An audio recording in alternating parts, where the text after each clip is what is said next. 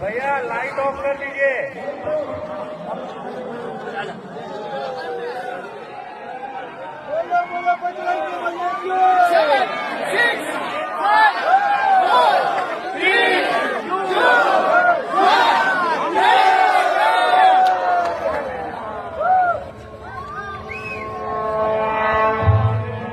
సర్వ మానవాళికి రక్షకుడు, మనకు కొండంత అండగా నిలిచేవాడు, మనసులో తలచిన వెంటనే గుండెల నిండా ధైర్యాన్ని నింపగలిగే మహాయోధుడు, అభయహస్తంతో ఎల్లవేళలా మనల్ని కాపాడే ఆ పవనపుత్రుడి ఇప్పుడు మనసారా స్తుతించుకుంటూ శ్రీ పంచముఖ ఆంజనేయ స్వామిగా అవతారమెత్తిన కథ దృశ్య రూపంలో తిలకిద్దాం రండి.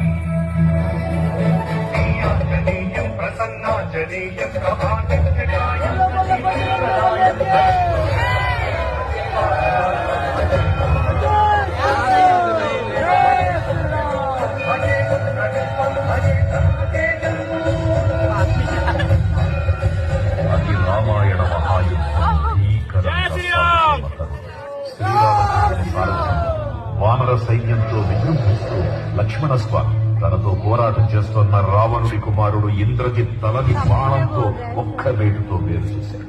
ఇంద్రజిత్ మరణ వార్త విన్న రావణుడు